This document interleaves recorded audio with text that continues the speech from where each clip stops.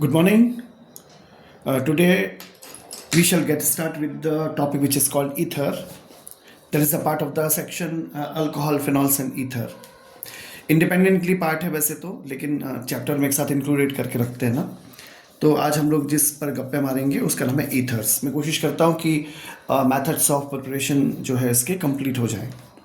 देखो, ईथर के बारे में आपके पास इंट्रोडक्शन होता है पहले से।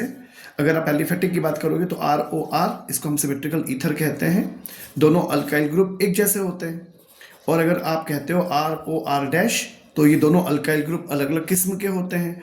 इसे हम कहते हैं नॉन सिमेट्रिकल या असिमेट्रिकल ईथर कहते हैं। ठीक है, आप चाहो तो एक हिस्सा एरोमेटिक एक हिस्सा एलिफेटिक ऐसा भी ले सकते हो। आप चाहो तो दोनों हिस्से एरोमेटिक ऐसे भी ले सकते हो। ठीक है, अल्टीमेटली इसमें क्या होता है, ये इथेरियल ऑक्सीजन अवेलेबल होता है। देखो, इस ऑक्सीजन में और इस ऑक्सीजन में फ़र्क है। इसमें डबल बॉन्ड है लेकिन वो दो सिंगल बॉन्ड है, इसमें एक ही डबल बॉन्ड है। इन दोनों में फ़र्क पड़ता है। इसे कहा जाता है इथेरियल ऑक्सीजन। ठीक है, जिसके कारण इसकी प्रॉपर्टीज़ अलग होती है। इसको बनाने के 3 मेथड्स होते हैं जो अक्सर काफ़ी पॉपुलर है, काफ़ी यूज़फुल होते हैं, ऐसा मान सकते हैं। उनकी अपनी लिमिटेशंस होती है, उनकी अपनी ब्यूटी होती है। तो जो पहला मेथड होता है, मतलब 3 मेथड्स जो होते हैं, एक होता है मेथड अल्कोहल से, एक मेथड होता है अल्कोहल से, दूसरा होता है अल्काइल हेलाइट से बनाया जाता है, और तीसरा होता है ग्रिग्नॉट रिएजेंट से बना सकते हैं। तीसरा बन जाता है ग्रिग्नॉट रिएजेंट से। तो अब हम शुरू करते हैं अल्कोहल से कैसे बनाते हैं। देखिए, ध्यान से होता क्या है, अगर आप अल्कोहल को ध्यान से देखें तो लिखा रहता है RCH2OH है आपके पास। ठीक है, अगर हम किसी मेथड से इसका डिहाइड्रेशन करने पाए, डिहाइड्रेशन का मतलब क्या हुआ, आप पानी के मॉलिक्यूल को डिपार्ट कर पाओ, तो पानी के मॉलिक्यूल को डिपार्ट करने से क्या होगा, आपको ईथर मिलना चाहिए। देखो, थियोरेटिकली इट इज एक्सपेक्टेड।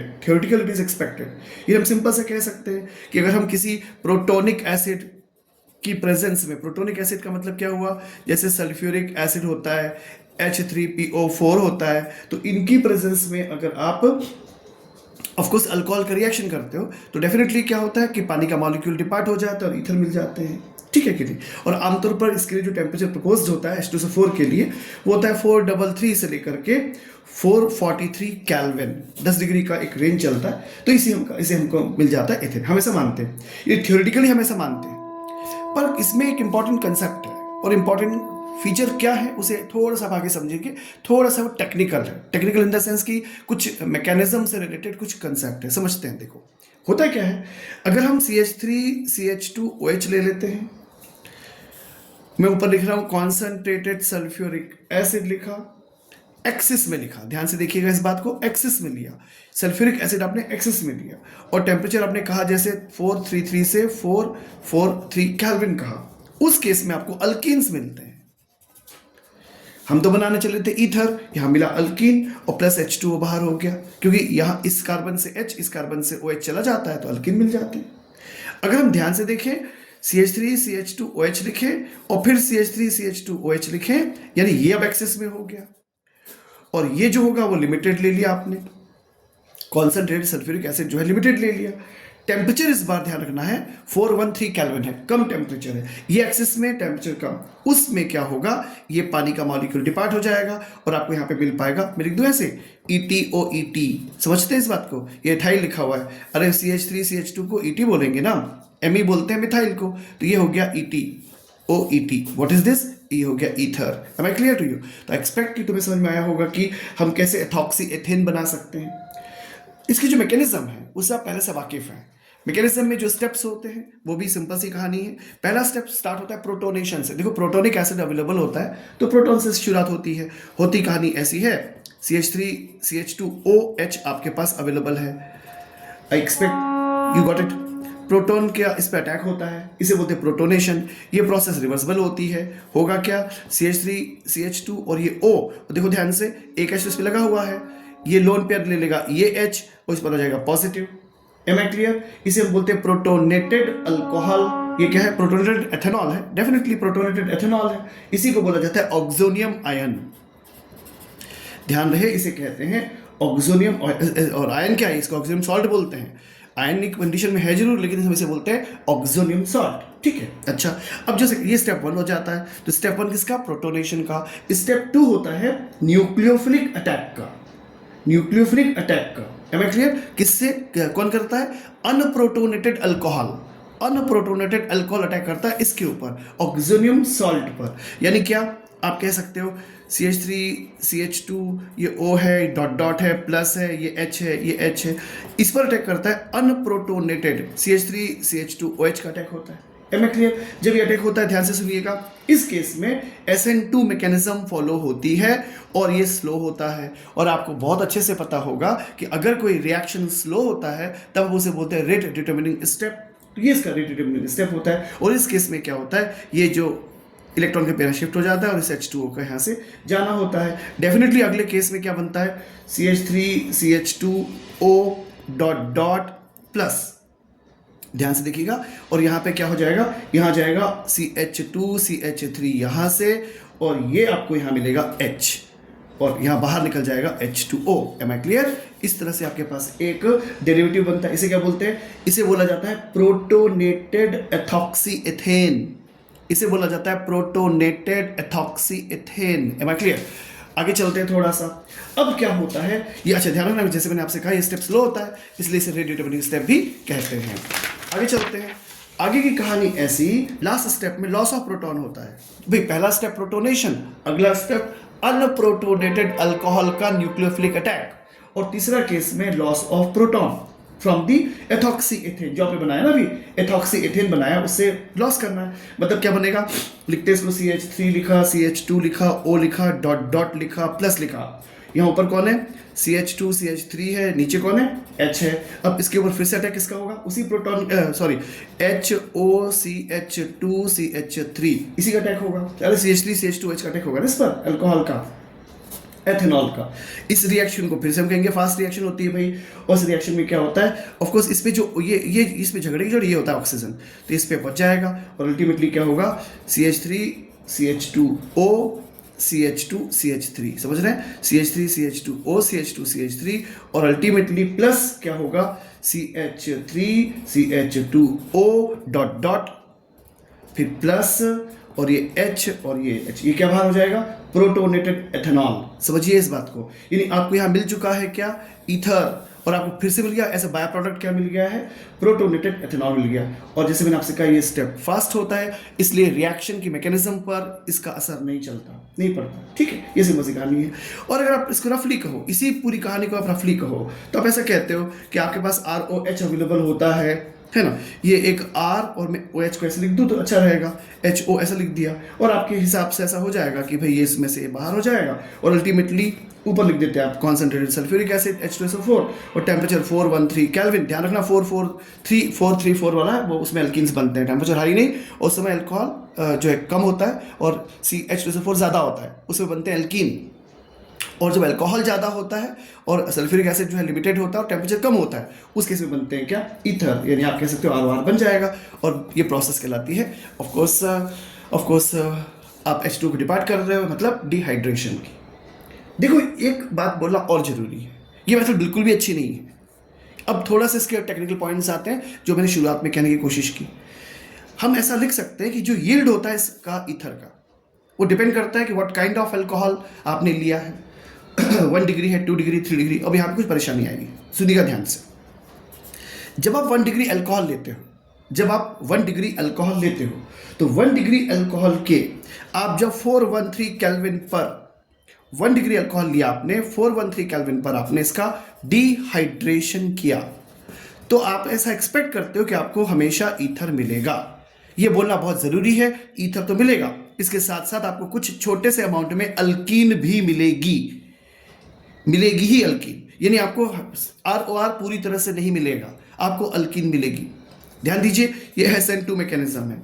तो 1 डिग्री में मुसीबत ये है कि आपको ईथर मिलेगा, पर ईथर के साथ अल्कीन का भी तुम्हें तोहफा मिलने वाला, नहीं अल्कीन भी लो। Am I clear to you? जबकि हमको अल्कीन नहीं चाहिए, तो ये एक इम्प्योरिटी की तरह इसमें अवेलेबल है। दूसरी चीज SN2 मैकेनिज्म है। SN2 मैकेनिज्म क्या होती है, आपको पता है कि SN2 मैकेनिज्म सिंगल स्टेप में होती है, और उसमें 2 डिग्री और 3 डिग्री में मुश्किल आती है। तो 2 डिग्री 3 डिग्री में तो मुश्किल आती है, 3 डिग्री में तो अल्कीन ही बनते हैं। 3 डिग्री में तो अल्कीन ही बनते, और भी परेशानी आती है। तो क्या परेशानी, हम थोड़ी सी देखते हैं, थोड़ी सी बातें कि क्या कंडीशंस बनती है। लेते हैं पहले प्राइमरी अल्कोहल। तो मैंने आपसे जैसे कहा कि प्राइमरी अल्कोहल लेते हो तो आपको ईथर के साथ साथ अल्कीन भी मिलता है, ध्यान दीजिएगा। इस कारण से ये मेथड कोई बहुत ज़्यादा पॉपुलर नहीं है, मेथड जरूर है पर इट इज़ नॉट यूजफुल। इसलिए इस मेथड का यूज़ केवल कमर्शियल प्रिपरेशन में, इंडस्ट्रीज़ के लिए ईथर बनाने में किया जाता है। लेबोरेटरी के लिए ये मेथड अच्छी नहीं है। लेबोरेटरी में वो प्रोसेस अच्छी होती है जिसमें आपको प्योर प्रोडक्ट्स मिलते हैं, ठीक है। अच्छा, अब 1 डिग्री की तो कहानी हो गई। 2 डिग्री में क्या होता है, 2 डिग्री ले लीजिए अल्कोहल का। मैंने ले लिया COH ले लिया और ये ले लिया CH3 ले लिया। अब वापस ये लिख दिया कॉन्सेंट्रेटेड सल्फ्यूरिक एसिड 413 केल्विन। तो ध्यान दीजिए इस केस में क्या होगा, इस केस में एक तो आपको ये OH है ना, ये OH जाएगा, यहाँ मिलेगा आपको CH3 CH double bond CH2 ये मिलेगा आपको, प्लस आपको क्या मिलेगा CH3 CH3 और फिर O CH3 ईथर मिलेगा। यानी कॉम्बिनेशन मिलने वाला है आपको 2 डिग्री में भी, और इसकी यील्ड फिर कम है, ठीक है ना। यानी ये मुसीबत इसके साथ भी है, पर बहुत मतलब ये रिएक्शन भी मुश्किल से होती है। ये रिएक्शन भी बहुत अच्छे से नहीं होती, बहुत लो यील्ड होता है। इसमें जो ईथर होता है बहुत ही कम होता है। मैं फिर से रिपीट कर रहा हूँ भाई, SN2 मैकेनिज्म है तो 1 डिग्री में अच्छी होना चाहिए, पर जिसमें अच्छी होना चाहिए, जिसमें रिएक्शन का यील्ड अच्छा होना चाहिए, उसमें अल्किन भी मिल रही है तो इम्प्योरिटी है। यील्ड यहाँ पर ठीक ठीक है, यहाँ पर यील्ड एकदम कम हो। और तीसरे वाले में तो गजब है। तीसरे वाले में तो क्या होता है कि CH3 ले लिया, C ले लिया, CH3 ले लिया आपने, यहाँ पे CH3 ले लिया, यहाँ पे OH ले लिया, 3 डिग्री है। इस केस में अगर आप कॉन्सेंट्रेटेड सल्फ्यूरिक एसिड लिखते हैं और लिखते हैं 413 केल्विन, आपको डेफिनेटली क्या मिलता है, अल्कीन सी मिलती है। मतलब इसमें आपको ईथर तो मिलता ही नहीं है। मतलब ये हो गया सिंपल सी कहानी में कि ईथर के बनाने के लिए ये मेथड बहुत अच्छी नहीं है, या प्रोसेस तो है, इंडस्ट्रियल प्रिपरेशन के लिए एप्लीकेबल होगी, ठीक है। तो दिमाग में रखिएगा। एक और इम्पॉर्टेंट बात, ये मेथड वैसे भी बहुत अच्छी क्यों नहीं कह सकते, क्योंकि अगर आपने मान लीजिए प्राइमरी अल्कोहल भी लिया एक्सेस में, समझिएगा, अगर आप प्राइमरी अल्कोहल भी लेते हैं एक्सेस में, मान लो ROH है, और आपने मान लीजिए कि डिफरेंट टाइप का अल्कोहल ले लिया, देखिए अगर अभी हमने 2 ROH लिए थे तब आपने ईथर बना लिया 1 डिग्री से। अगर आपने 2 अलग अलग अल्कोहल ले लिए तो क्या होगा, इट्स अ क्वेश्चन। यहाँ पर हम यहाँ पर लिख देते हैं फिर से कॉन्सेंट्रेटेड सल्फ्यूरिक एसिड। इस केस में क्या होता है, अब आपको कॉम्बिनेशन मिलता है, आपको मिलता है ROR, यानी इसका इसी के साथ, प्लस R-O इसका इसी के साथ, और एक मिलता है R-O क्लियर, R-OR, यानी कि क्या हुआ आपको ROR, R-OR और R-OR, हमें 3 प्रोडक्ट्स इनके कॉम्बिनेशन मिलता है। तो मैंने जैसे आपको पहले कहा कि इंडस्ट्रियल प्रिपरेशन के लिए लार्ज स्केल में जब प्रिपेयर करना है और मशीनरीज के लिए करना होता है, या वहाँ जहाँ एथाइल ग्रुप कोई मायने नहीं रखता, वहाँ पर जो है आप इसका यूज़ कर सकते हो। वहाँ फर्क नहीं पड़ता कि भाई मेथिल है कि एथाइल है, वहाँ जब हाइड्रोकार्बन्स में ऊपर नीचे चलता है वहाँ पर ये चीज़ें एप्लीकेबल होती है ईथर के लिए। तो इंडस्ट्रियल प्रिपरेशन में ये ठीक ठीक हो सकता है। इसी का एक पार्ट माना जा सकता है अल्कोहल का, कि अगर आप एल्यूमिना ले लें, Al2O3 ले लें as a catalytic presence, temperature range high लगती है 513 से 523 केल्विन। आपको वापस यही यूज़ करना है, CH3 CH2OH और वापस वही CH3 CH2OH, तो यहाँ से HOH बाहर हो जाता है और ultimately you are getting the ether, यानी वही आपको CH3 CH2O CH2 CH3 मिल जाता है। इसी बस प्रोसेस से डाई एथाइल ईथर मिल जाता है, एथॉक्सी एथेन मिल जाता है, ठीक है। ये मेथड होती है। इसी का अल्कोहल का एक और पार्ट हो सकता है, यानी ये तो हम एक सिंपल मान सकते हैं कि भाई हमने इस प्रोसेस में डिहाइड्रेशन की यूज़ किया है। एक ठीक मेथड हो सकती है और ये थोड़ी सी अच्छी प्रोसेस है। इसे कहते हैं डाईएजोमेथेन से रिएक्शन होती है अल्कोहल की। ये क्या होता है, CH3 ले लिया, CH2 ले लिया, OH ले लिया, now it is allowed to react with CH2N2, इसे बोल डाईएजोमेथेन। यहाँ पर कैटालिटिक प्रेजेंस होती है HbF4 की, और आपको इसमें मिल जाता है CH3 CH2O CH3। ध्यान दीजिएगा, ये मेथड केवल मेथिल ईथर्स बनाने के लिए है। किसके लिए है, मेथिल ईथर्स बनाने के लिए है। मतलब मेथिल ईथर बनाने के लिए ये मेथड अच्छी होती है, और यहाँ पर नाइट्रोजन गैस बाहर हो जाती है। अब समझिए, तो गैस बाहर हो गई तो आपको ये डेरिवेटिव मिल जाता है, इसका यील्ड भी अच्छा होता है, और ये मेथड अच्छी मानी जाती है अगर अल्कोहल से बनाना है तो, डिहाइड्रेशन के कंपैरिजन में। एक और प्रोसेस हो सकती है अल्कोहल की, अगर हम क्या करें कि जैसे अल्कीन्स, जो रिएक्टिव अल्कीन्स होती हैं, जैसे रिएक्टिव अल्कीन यानी CH3 ले लिया, C ले लिया, CH3 ले लिया, डबल बॉन्ड CH2 है, let it allow to react with alcohol HOCH3, मैंने लिया CH3OH, मेथनॉल, वापस वही सल्फ्यूरिक एसिड, और हम यहाँ पे लिख देते हैं Markovnikov addition. I hope कि दिमाग में है आपके, मार्कोनिक ऑफ एडिशन हो जाता है, और मैं सीधे सीधे लिख रहा हूँ, C हो गया, ये CH3 हो जाएगा, ये हो जाएगा CH3, और यहाँ जाएगा OCH3। Am I clear? और आपको ये मिल जाता है क्या? ईथर। ये हो गया two methoxy two methyl propane. Am I clear?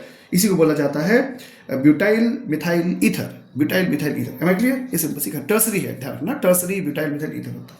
ये सिंपल सी कहानी है। इस मेथड की डिसएडवांटेज क्या है? इस मेथड में भी डिसएडवांटेज यही है कि कई बार क्या होता है कि जो कार्बोकेटाइन बन जाता है, कई बार बन जाता है इस मेथड में कार्बोकेटाइन, वो कार्बोकेटाइन अपने आप को रीअरेंज करता है, कार्बोकेटाइन आपको रीअरेंज करता है, तो जो आपको प्रोडक्ट एक्सपेक्टेड होता है वो ना मिल के कुछ और मिल जाता है। एक इसकी बानगी देखिए, बानगी मतलब एग्जाम्पल देखिए कैसे होता है ये। जैसे मान लो मैंने आपसे कहा कि CH3 डबल बॉन्ड CH2 मेरे पास अल्कीन है, ये एक एक्टिव अल्कीन है।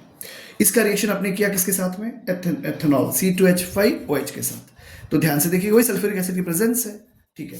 तब हम क्या एक्सपेक्ट करते हैं? एक्सपेक्ट करेंगे आपकी CH3 बनेगा, C है, फिर ये CH3 है, फिर ये जो है CH3 हो गया, ये CH हो गया, ये CH3 हो गया, और इस पोजीशन पे आ जाएगा OC2H5। ये होना चाहिए। Am I clear? खुशी होगी आपको जान के कि आपको ये भी मिलेगा साथ में। वो क्या होगा? रीअरेंजमेंट होने के बाद क्या हो जाएगा? रीअरेंजमेंट होने के बाद हो जाएगा CH3, फिर ये C हो गया, फिर ये हो जाएगा CH3। ध्यान से देखना, OC2H5। अरे बताया ना, मिथाइल शिफ्टिंग होती है, ये इधर शिफ्ट हो जाएगा तो यहाँ पे कार्बोकेटाइन बन जाएगा, तो उस केस में बन जाएगा CH, ये CH3 और ये CH3। तो इसके साथ साथ साथ क्या है, इसकी भी पॉसिबिलिटी बन जाती है। तो इस मेथड में ये बुराई है। यानी कुल मिला करके अगर हम देखें कि अल्कोहल से ईथर बनाना, तो शायद डाईएजोमेथेन की प्रोसेस ठीक है, पर उसके साथ प्रॉब्लम ये है कि उसमें आपको मेथिल ईथर ही मिलेंगे। Am I clear? तो ये छोटी सी कहानी होती है जो अल्कोहल से रिलेटेड होती है। दूसरा मेथड ले लेते हैं, उसे हम कहते हैं अल्काइल हैलाइड से। ये मेथड बढ़िया होती है, इसके अपने लिमिटेशंस होंगे, लेकिन हम उस पर बाद में बात करते हैं। फिलहाल तो it is a good method. हम सिंपल सी बात कह सकते हैं कि it is one of the best method to preparation for ether. Ether का प्रिपरेशन के लिए बेस्ट मेथड मानी जा सकती है। इसमें क्या होता है? अल्काइल हैलाइड यूज किया जाता है सूटेबल सोडियम एल्कोक्साइड के साथ। ध्यान दीजिएगा, सूटेबल बोला है मैंने, क्या बोला? Sodium alkoxide, alkoxide, sodium alkoxide का यूज करेंगे आप, ठीक है। अलॉन्ग विथ क्या, कोई भी मतलब प्रिपरेशन ईथर में क्या करोगे आप कि अल्काइल हैलाइड यूज करोगे। क्या यूज करोगे? Alkyl halide. अब इसमें सूटेबल क्यों बोला है, अभी आ जाएगा समझ में कि क्या कहा है। जो सोडियम एल्कोक्साइड होता है ना, इसमें क्या होता है कि इसमें मतलब बेसिक पर्पस इसका क्या होता है कि सोडियम का एक्शन इसमें दिखाई देता है। पता है सोडियम एल्कोक्साइड कैसे मिलता है? सोडियम एल्कोक्साइड मतलब क्या हुआ, आपके पास ROH है, इसको हटाओ, यहाँ पर Na ले आओ, तो ये क्या बन जाएगा? रोना। रोना मतलब RONA, ये बन जाएगा। इसको बोलते हैं सोडियम का एल्कोक्साइड, ये एल्कोक्साइड है, सोडियम एल्कोक्साइड कहलाता है, ठीक है। बेसिक प्रोसेस क्या है इसकी? यही प्रोसेस कहलाएगी। इनमें आप इसको और थोड़ा डिटेल में लिख सकता हूँ कि मैंने लिखा यहाँ पे, मान लो R-OH प्लस लिखा 2Na, ठीक है, या 2 लिख देते हैं, यह मुझे मिल जाएगा 2R-ONA प्लस हाइड्रोजन गैस बाहर। Am I clear? ये ऐसी कहानी हो गई। यानी इसको हम क्या बोलते हैं? सोडियम का क्या बन गया? एल्कोक्साइड बन गया है, ठीक है। अगले स्टेप में आप क्या लिख सकते हैं कि ये जो आपके पास R-ONA है, हाँ है, इसकी रिलेशन कर दीजिए RX के साथ, कर दिया तो क्या हो जाएगा? Na और X चलता बना, क्या बन जाएगा? R-OR बन गया। क्या मिल गया आपको? ईथर मिल गया। तो ये मेथड थोड़ी सी अच्छी मानी जाती है, और ध्यान रखिएगा ये मेथड भी SN2 मैकेनिज्म फॉलो करती है। क्या फॉलो करती है? SN2 mechanism. मैं बार बार याद दिला रहा हूं कि SN2 मैकेनिज्म यानी सिंगल स्टेप। सिंगल स्टेप मतलब एक बीच में एक ट्रांजिशन स्टेट आती है और फिर बाद में वो कन्वर्ट हो जाता है। लेकिन जो SN1 मैकेनिज्म होती है वो 2 स्टेप में होती है, उसमें कार्बोकेटाइन्स बनते हैं, उसमें 3-2-1 चलता है, और SN2 मैकेनिज्म में 1-2-3 चलता है, ठीक है। इसमें बात करते देखिए कैसे। अब इस जो प्रोसेस अभी मैंने आपसे कही उसका मैकेनिज्म कैसे होगा समझने की कोशिश करते हैं कि कैसे जो है हम इसको मतलब मैकेनिक्स कैसे हम डिस्कस कर सकते हैं। देखो क्या होता है, थोड़ा सा अच्छा है, इंटरेस्टिंग है। CH3 है, CH2 है, O है, Na है। Am I clear? ये आपके पास अवेलेबल है। अब क्या हुआ, आपने ले लिया कोई भी एक, सपोज ब्रोमाइड ले लेते हैं, तो CH3 CH2 और Br आपके पास अवेलेबल है, ठीक है। अब क्या हुआ, ब्रोमीन की इलेक्ट्रोनेगेटिविटी ज़्यादा होती है, तो अपन चल दिए इधर चलती है, इस पर आ गया पॉजिटिव चार्ज, इस पर आ गया पॉजिटिव चार्ज, और इस पर negative charge. Am I clear?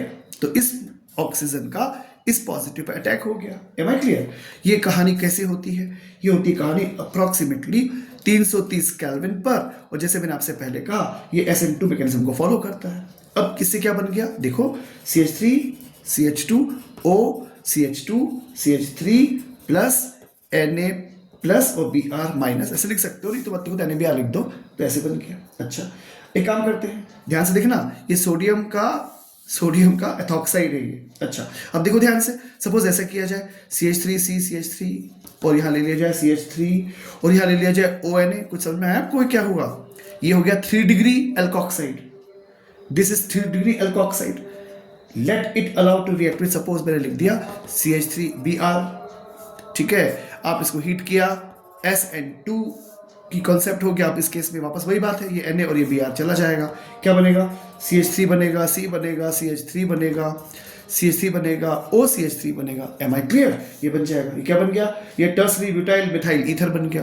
Tertiary butyl 4 है ना, ब्यूटाइल मिथाइल ईथर बन गया। ये सिंपल सी कहानी। अच्छा मान लो आप कहो ये तो एलिफेटिक का खेल हो रहा है, एरोमेटिक में क्या हिसाब है? एग्जैक्टली चलिए ले लेते हैं। तो आपने क्या किया देखिए ध्यान से, ले लिया सोडियम का phenoxide and let it allow to react with CH3Br, ठीक है, फिर से वही कहानी, हीट SN2 मैकेनिज्म फॉलो करेगा और हम बना सकते हैं SaOCH3। पहचानते हैं आप इसको? दुनिया इसको एनिसॉल कहती है, दुनिया इसको एनिसॉल कहती है। Am I clear? That's good. आप और दूसरा भी एग्जाम्पल, इसको जरूरत नहीं है एग्जाम्पल की, लेकिन फिर भी आप ONA लिख लो, यहाँ पर CH3Br मत लिखो, यहाँ लिख लो CH3CH2I ले लो, ठीक है। Now again heat SN2 process है और इस केस में क्या बन जाएगा, बड़ा जो है आपको मिल जाएगा OCH2CH3, क्या नाम है इसका? इसे हमें फेनिटोल, ध्यान रखना इसे बोलते हैं TOLE टोल। Am I clear? इसे बोलते हैं एनिसॉल, इसे बोलते हैं फेनिटोल। Am I clear? ये सिंपल सी कहानी। और बनाए कुछ, और पटक बनाए कुछ, देखो और बनाते हैं। ये हो गया ONA प्लस, यहाँ तुम क्या ले लो, यहाँ ले लो CH3 CH2 तीन हो गए, और ले लो यहाँ पे क्या ले लें, आयोडीन ले लें कि क्लोरीन, तो तुमने कहा आयोडीन, शाबाश, तो ब्रोमीन, तो इससे क्या हो गया SN2, तो इससे क्या बन जाएगा, नाउ सी हियर, सिर पे लग जाएगा वही CH2 एम आई क्लियर? इसका नाम क्या है? इसका नाम है एक्चुअली इसको बोलते हैं एलाइलिक हो गया ना स्ट्रक्चर, तो एलाइल फिनॉल होता है, इसको बोलते हैं एलाइल फिनॉल, इसको क्या बोलते हैं, ऑर्थो पोजीशन की बोला जाता है ऐसा, ठीक है। तो बस कहानी हो जाती है इसकी, इसे कहते हैं कि एलाइल फिनाइल ईथर, इसे बोलेंगे एलाइल फिनाइल ईथर, ऐसा कहते हैं, ठीक है। ये इसकी कहानी हो जाती है ऐसी, यानी सिंपल सी भाषा में आप बड़े ग्रुप भी लगा सकते हो। अब यहाँ पर एक इंपॉर्टेंट बात आती है, एक इंपॉर्टेंट बात ये आती है, या किसी के दिमाग में क्वेश्चन आना चाहिए, ये आपने बात ऐसे देखी यहाँ पर कि आपने यहाँ पर सोडियम का एक फिनॉक्साइड कह रहा हूँ, सोडियम का एल्कोक्साइड ले लिया, फिर आपने इसको 3 डिग्री एल्कोक्साइड ले लिया, अरे सोडियम एल्कोक्साइड 3 डिग्री ले लिया, फिर आपने एरोमेटिक में ले लिया। ये हरकतें आप इधर नहीं कर रहे हैं, इधर मतलब ये जो अल्काइल हैलाइड है उसके बारे में क्या है, आपके जितने भी एक्सपेरिमेंट हो रहे हैं वो सब इस पे हो रहे हैं। यहाँ तो तुम हर बार एक ही बात कर रहे हो, प्राइमरी ही लिए जा रहे हो। Am I clear? एक क्वेश्चन बन गया, मैं फिर से रिपीट कर रहा हूँ, ये जो प्रोसेस है, इस प्रोसेस में सबसे इंपॉर्टेंट बात यह है, शुरुआत में अगर आपने शायद ध्यान दिया होगा तो किस स्टेटमेंट कहा गया था, सुटेबल सोडियम एल्कोक्साइड चाहिए। ध्यान दीजिएगा, अगर किसी के ऊपर में क्वेश्चन ये आता है क्या हम 3 डिग्री हैलाइड ले लें और 1 डिग्री एल्कोक्साइड ले लें तो रिएक्शन होगा, आंसर है ना। ध्यान दीजिएगा, आंसर ना, मतलब एल्कोक्साइड के साथ आप ये कर सकते हो कि 3 डिग्री एल्कोक्साइड ले सकते हो, 2 डिग्री एल्कोक्साइड ले सकते हो, एरोमेटिक एल्कोक्साइड ले सकते हो, लेकिन आप ये नहीं कर सकते कि आप हैलाइड को इस तरह से ट्रीट करें। ध्यान दीजिएगा, तो इस मेथड में यही एक इंपॉर्टेंट लिमिटेशन होती है, ध्यान रखिएगा। ऐसा नहीं हो सकता कि आप 3 डिग्री जो है हैलाइड ले लें, वो अलाउड नहीं होगा। Am I clear? यानी मैं अगर इस बात को सिंपल वे में और कहूँ, इसी बात को दोबारा कहूँ, थोड़ा सा इसको स्पेसिफाई करके कहूँ, तो ध्यान से सुनिएगा कि अगर मान लो मैं आपसे कहता हूँ ऐसा कि CH3ONA ले लिया, ठीक है, या दूसरा कुछ ले लो, CH3CH2ONA ले लिया, मैंने दोनों ऑप्शन लिख दिया, ठीक है, ये ले लो, ठीक है, या और तीसरा भी ले लो, ठीक है, या हम इस तरह से कैसे और एक ऑप्शन ले लेता हूँ, एक अच्छा ऑप्शन ले लेते हैं, CH2 डबल बॉन्ड CH2ONA ले लिया, ऐसे भी Na ले लिया, समझ में आया? जरूरी नहीं सिर्फ RONA टाइप का लो, इस तरह से डबल बॉन्ड स्ट्रक्चर क्या है जो इसमें होते हैं वो भी ले सकते हो, इसमें से आपने कुछ भी ले लिया, ठीक है। अगर आप इसका रिएक्शन कराते हो किससे, एरोमेटिक Br से, ठीक है, ध्यान से सुनिएगा, ब्रोमोबेंजीन से रिएक्शन कराते हो तो मुझे आंसर देना पड़ेगा नो रिएक्शन, प्लीज ध्यान दीजिए, no reaction, no reaction, am I clear? इसमें से कोई भी हो और रिएक्शन अगर आपने यहाँ पे एरोमेटिक लिख दिया तो नो रिएक्शन, ये इसकी लिमिटेशन होती है। फिर से देखिए, इस बात को समझने की कोशिश कीजिए कि एल्कोक्साइड 3 डिग्री चलेगा पर हैलाइड जो है वो 3 डिग्री नहीं चलेगा, सर मैं आपको, वो नहीं चलेगा 3 डिग्री, ये इंपॉर्टेंट, क्यों नहीं चलेगा आप इसको और मैकेनिज्म से बात कर सकते हो। देखो कैसे, CH3 है, C है, CH3 है, CH3 है और ये ONA है, पहला केस ये है। इसमें आपने क्या कहा, CH3 CH2Br है, ठीक है, इस पर नेगेटिव है, इस पर पॉजिटिव है, इस पर ऑक्सीजन है, इसका अटैक है और अल्टीमेटली आपके पास ऐसा बोलते हो सब्स्टिट्यूशन रिएक्शन हो गया, CH3 हो गया, C हो गया, CH3 हो गया, ये CH3 हो गया, ये O हो गया, ये C2H5 हो गया, मतलब CH3 CH2 CH3 हो गया और साथ में Na प्लस Br माइनस बाहर हो गया। ये तो समझ आ रहा आपको, यानी क्या हो रहा, सोडियम, ये टर्सरी ब्यूटाइल, टर्सरी जो है यहाँ पर क्या किया गया आपको, ऑफकोर्स ब्यूटाइल फिनॉक्साइड लिया गया है, मतलब फिनॉक्साइड क्या कह रहा हूँ, एल्कोक्साइड लिया गया है, ठीक है कि अच्छा।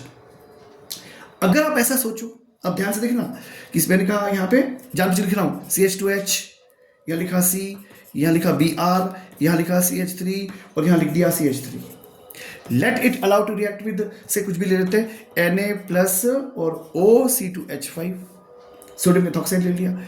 ध्यान से देखिएगा, पहले मैंने यहाँ पे नहीं लिखा, लिख देता हूँ सब्स्टिट्यूशन, यहाँ रिएक्शन क्या होता है, सब्स्टिट्यूशन। अब यहाँ पे क्या लिख रहा हूँ, एलिमिनेशन, और क्या बन जाएगा, CH3C CH3 double bond CH2 plus मिलेगा C2H5OH प्लस मिलेगा NaBr। Am I clear to you? इसीलिए इसको यूज नहीं किया जा सकता। क्या समझ में आया? और ऐसा क्यों हो रहा है? Because of steric hindrance. ध्यान दीजिएगा, because of steric hindrance secondary alkyl halides हो या टर्सरी अल्काइल हैलाइड्स हो, वो एलिमिनेशन पसंद करते हैं रादर देन सब्स्टिट्यूशन। तो एक इंपॉर्टेंट बात आ जाती है कि आप यहां पर अगर 3 डिग्री या इवन 2 डिग्री हैलाइड भी ले लेंगे तो उसमें एलिमिनेशन की प्रोसेस प्रेफर होती है, सब्स्टिट्यूशन की नहीं। इसीलिए ऐसा होगा इन्हें आप, और ऐसा क्यों? स्टेरिक हिंड्रेंस के कारण। आप इसको समझने की कोशिश कीजिए फिर से एक बार। CH3 यहाँ लिखा, यहाँ CH लिखा, यहाँ CH3 लिख दिया और यहाँ लिख दिया Br और आपने यहाँ पे लिख दिया CH3 CH2ONA। तो इस केस में एलिमिनेशन प्रेफर होगा न कि सब्स्टिट्यूशन। तो क्या बनेगा, CH3 CH double bond CH2, CH3 CH double bond CH2 बनेगा। अच्छी समझ में है आपको ये? और प्लस क्या बनेगा साथ में, प्लस बन जाएगा यहाँ पर, जैसे कि आपने यहाँ पे इसको ये बना दिया, फिर यहाँ पे अल्कोहल बना लीजिएगा, ठीक है।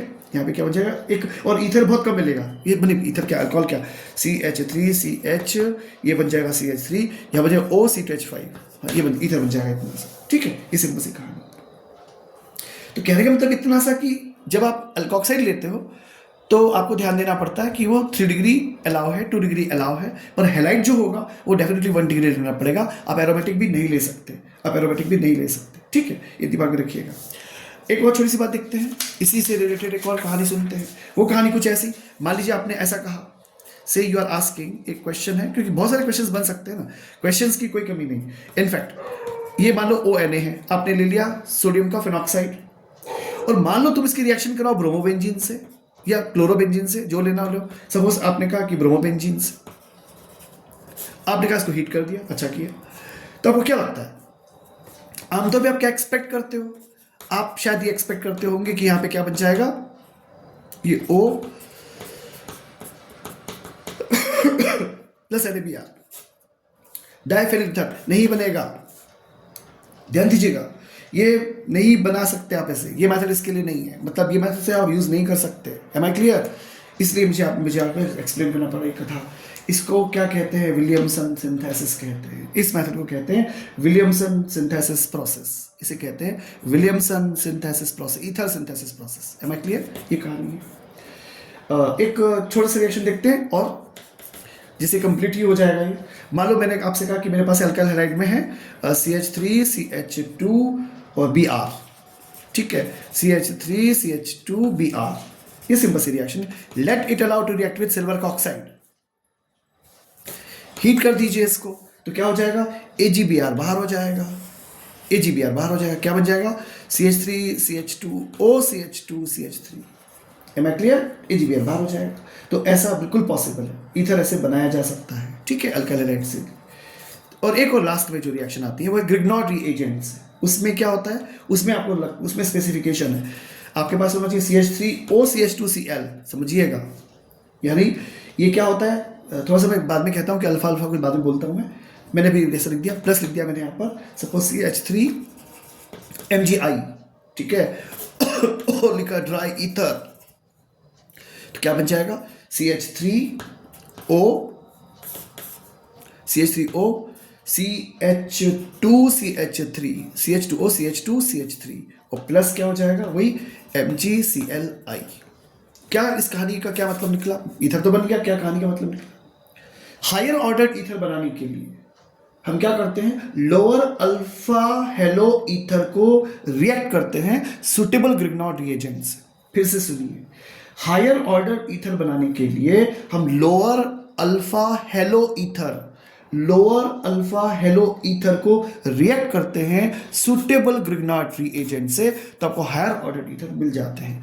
ये थे methods of preparation of ether, यानी अल्कोहल के साथ बनाया आपने, अल्काइल हैलाइड के साथ बनाया आपने, और अल्काइल हैलाइड में विलियमसन सिंथेसिस मेथड इंपॉर्टेंट होती है, उसी पर अच्छे क्वेश्चंस बनते हैं। एक बार फिर से मैं आपको जता रहा हूँ इस बात को कि ध्यान रखिएगा कि जो आपने एल्कोक्साइड लिया है वो 3 degree 2 degree 1 degree even alkyne के साथ डबल बॉन्ड के साथ अलाउ है। इनफैक्ट जो आपने हैलाइड लिया है वो 1 डिग्री ही लेना है। अगर आप ये सोचेंगे कि हम हैलाइड ले लेते हैं 3 डिग्री या एरोमेटिक ले लेते हैं, बेंजीन के साथ ले लेते हैं और इधर ले लेते हैं 1 डिग्री या 2 डिग्री इस तरह से, तो रिएक्शन नहीं होगी। ये दिमाग में रखिएगा, ये विलियमसन सिंथेसिस की एक लिमिटेशन काउंट की जा सकती है। Am I clear? I hope आपने इसे रिवाइज कर लिया है, आपकी समझ में थोड़ा बहुत आया होगा। Good day please.